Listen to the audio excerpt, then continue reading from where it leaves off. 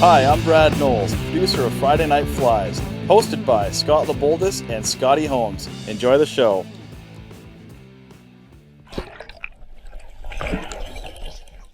Ethan, buddy, you got a classic streamer pattern for us, man. I'm really looking forward to this tie tonight. I am too. Anyhow, what are you working on today? So I basically have just been working on this pattern. It's called the Mickey Finn. It's a fairly classic streamer pattern. It was more or less developed back east. If you guys didn't know, we are in the west. So back in the 30s and 40s. Used for pretty much any type of or category of fish. You can tie it with the salmon hook for those sea trout, sea salmon. And then it's also a really good pattern for bass, largemouth and smallmouth. So, want to go down? Or? Yeah, man, let's have a good look at this fly here. Okay. There it is, man. That's a beauty. You've done a really good job of that, too. Yeah. I myself would throw that for cutthroat, steelhead, and salmon. Yeah. That's what I was actually thinking of it for, was some steelhead. Or not steelhead and cutties, because cutties would eat that thing up. Like, they're here right now, or they're biting. That's right. If they had fingers, they'd be licking it all day long. Oh, yes. Anyhow, so let's get at her, buddy. Okay.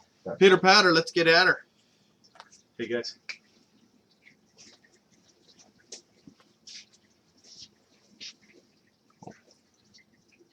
That's a new to you vice. That is new. We got you on a different vice every day of the week. Yeah, we do. Okay, so I just got my black Superfly thread. I'm just gonna wrap it down. Superfly. Superfly. That's 6/02, right? 6/0, yeah. Yep.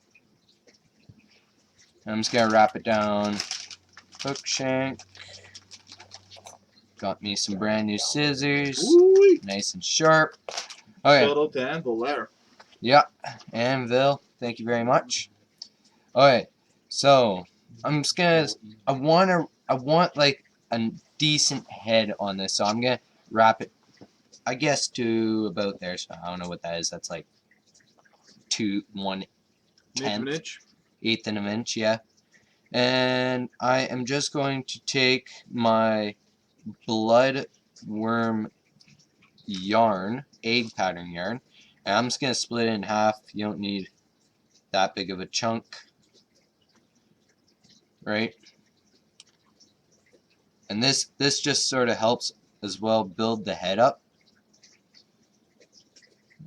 There we go. And I'm just gonna sort of stretch it down the shank, get some good wraps on it, and just stretch it down the shank. I'm not really worried because the body or the sort of overlap is going kind of over the body of the yeah. hook. Yeah. You're just filling it out a little bit. Yeah, exactly. And now Getting a bit of beat. I don't want this like sort of streamy type, even though it is streamer. Tail, I want to sort of be stubby and flared out a little bit, sort of like that. Just gonna trim some of this stuff off. And I'm just gonna wrap over it. Real smooth transition here. Yeah. Okay. So now I'm going to take my red small UTC wire, and I want about, I'd say, 2.5 lengths of the hook shank of the wire, just because it really sucks not having enough wire at the end. Especially when you're tying live, eh, bud? Exactly. Yeah. I was tying with my tinsel the other day, and I'm just like, uh-oh. And I started up at the head with my tinsel instead of at the tail, and it just, I was so glad I learned that mistake. Okay, so I'm just tying in my red wire. It's originally tied with gold wire, but to be honest, gold just wasn't doing it for me. I really like red wire. Haven't figured it out yet. And now I'm gonna take my UNI Uni. What am I thinking? Okay. Uni Mylar or what is Mylar, it? yeah. Mylar? Yeah. And I'm gonna take about, I'm gonna say 3 to 3.5 lengths the hook shank, because you're gonna be going down the hook shank and then you're going back. And this is silver / gold, so it's got silver on the back, gold on the belly, or I just other wasted way. Ethan. Yeah. I don't care. I just cut it off. As long as I got enough, I'm happy. Yeah. Guys, hey, you know what? If you run out, you can always just sit down here at Spud Valley Sporting Goods and get some Yes. more of it. As far as I'm concerned, Yes, I can. we always keep that stuff in stock. Okay, so I'm gonna tie it, even though I'm using the gold side, I'm gonna tie it with the silver, like lock it in with the silver facing me. It just makes it easier to just start wrapping it down the shank. So now, as you can see, I'm just gonna start wrapping it down the shank, the hook. And I want nice tight wraps. I'm not really worried about even wraps because we are going to be going back through, so it's not like right there. I'm not a huge worry about that. We are going to be going back up the hook shank, so it's not really a big ordeal. We miss a little spot here and there.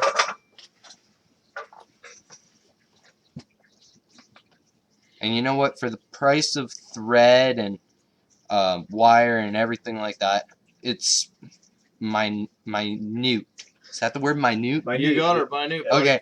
Yeah, That's a live. vocabulary built into Yeah. that, eh? He's on it. For what you pay, it's like just get enough on there. It always sucks when you come up short. So I'm wrapping that all the way to the tail and then all the way back up. Can go a little bit faster now.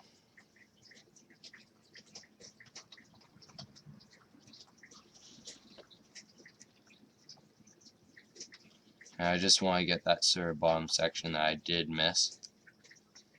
There we go. I'm just going to wrap it actually all the way down so that way I can hold it and I'll just pinch it, and then that way it's really easy just to tie off. And then there we go. Egg and bait fish, right? There, now I got it nicely tied off. Again, I'm not really worried about this sort of sparring up here because the bucktail that we're going to be using is just going to cover that up. It's, again, not a big detail. Okay, now I got that locked down. I'm going to take my wire and I'm just going to be counter wrapping it, and this just helps lock all the thread wraps, everything into place. So for me, it's just going up and over. And for me, when I've seen people tie it with the gold, it's just for sort of added weight. It's not really, you can't really see it. Fish aren't gonna see it. With this, it gives it a little bit more flair. This Mickey fin was originally tied with yellow and red bucktail, but I'm tying it with green and white bucktail. Just sort of matches the Western themed colors over here. Yeah. Just sort of tie that off, lock that down. And I just donated a pair of old scissors to cutting wire. I'm tired of the helicopter method or whatever people call it. I just don't like doing it. There we go. So now you can sort of see our head taking place. We got our body all built now. And I'm just gonna take. This is not a thick winged fly. It's more of a sparse fly wing. So I want probably about quarter of a pencil width of chartreuse green bucktail. Because honestly, once you put the other quarter on, it's half pencil length. Pretty easy to do the math. So I want I don't want my tail to be too long. So that example I showed you guys there, tail was too long. So right there is where you want sort of the tail to be, not much longer. And I'm going to tie it in loosely at the back and tighter as I get towards the front. And this just helps it sit back a little bit more. Low riding, as I like to say. So now we sort of have it locked in a little bit. And this is just, like if I were to tie it tighter in at the back, it would have stood up a lot more. And now I'm just going to try and take all these fibers. And once I start stacking, like this looks really, really sparse. Once I start stacking the chartreuse and the white bucktail, it's just going to fill out. It's going to look magnificent, beautiful, amazing. Stunning. Stunning.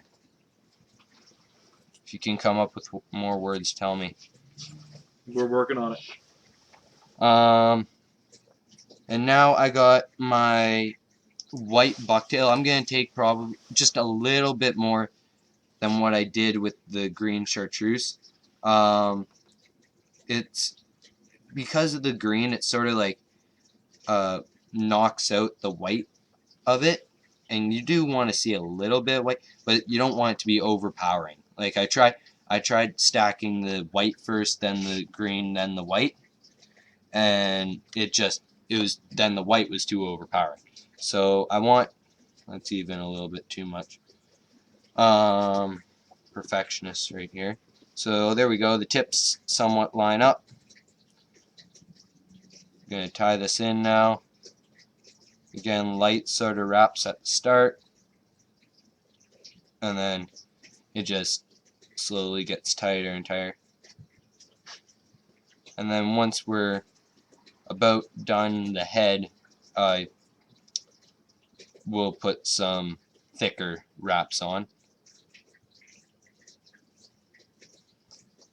Right, so you can already see it's sort of taking shape now. Lovely. Here we go. Hold on, I'm just gonna rotate that a little bit. Okay. There we go. I'm just gonna rotate this around for a second. Alright, there we go. Nice having that rotary vise. Yeah, it is. Will Hibb says he likes how you talk or tell what you're doing all the way along. Thank you. I'd have to agree with you, Will. He's doing a really good job.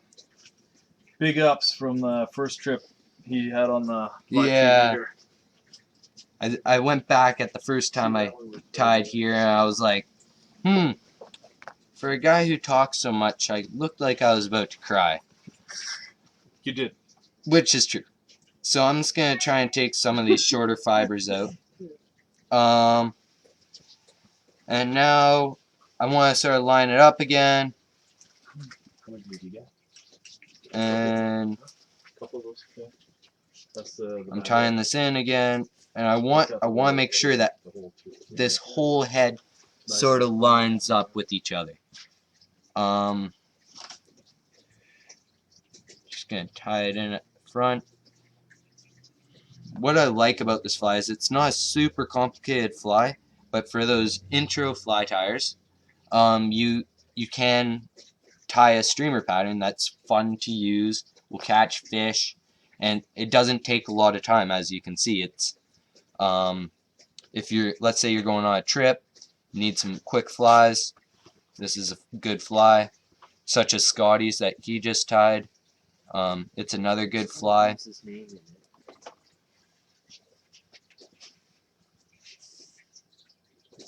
There's a channel would be in the, you know how I have it as Pro Scott, I have Ethan's Pro Ethan. There we go. So now I've sort of built up the head, showing pretty good. Yeah, I'm liking that. Okay. And now I just want to give it one more wrap, just be happy. Now I'm just gonna take my whip finish it off. I'm not as good as that guy Jordan that was on the show earlier who can do it with his fingers. Pretty impressed with that. You know what the funny thing was when I learned to tie. I mean, I did the same thing. I just used my fingers. I was so quick at it. But after watching all the cool kids doing it with the whip finisher, I had to learn how to use it. Yeah. I'm thinking, Jordan, it's time to pick up a whip finisher, buddy. Join the cool kids here. Yeah. I gotta admit, It's faster though. It really is. Not using a whip finisher. Yeah, it's way faster. Oh, it totally is. I'm sort of putting on a heavier whip finish because when fish see a streamer, they want to kill it. They're not. It's not like a dry fly where they just sort of come up and grab it. They want to. When they see a streamer or a bait fish, they just want. They're going out to kill it. Hold on, before you pull that sucker out of here. I know you didn't have any head cement at home, but there's some. Yeah. For you, buddy. Brad watched me come in here and completely break my whole bottle of head cement. I was disappointed. It got all over all my feathers, everything. This is the stuff you want is for that fly. Head cement for sure. Definitely. Because this is a big head. You could use black. You could use clear. You could use some UV if you want. That would definitely make it shine. And there we go. We got our fly. Buddy, that thing is sexy. I also like when I put on fly head cement. I'll just put my bobkin in, and that just sort of helps clear the eye a little bit. Thank you. Just a quick little trick you want to know. Other than that, the fly is pretty much done. Let me just take a quick look of the other side. Yeah. Solid. Good job on that, Ethan. Anyhow, let's go back up top here. We'll let you say hi to your mom and your sister or whoever's watching. Oh, yeah. You got to do those things, buddy. You know they're watching. You know Okay. they're watching. So that was my Mickey Fin fly. It's also known as the Mickey. Pretty funny how that story came about. It's named after the drug. But that's my fly. I want to say hi to my buddy the Gooch, as we call him, on our hockey team. He's been pounding me for the past 3 weeks to give a shout out to him. So here's your chance. Yeah, that's pretty much it. Tell him he has to watch the show. You have to watch he's been the entire show. He watches it every week. What's his real name? Colton. Colton. Okay. Colton. All right. Anyhow, give him a quick wave and we're out of here.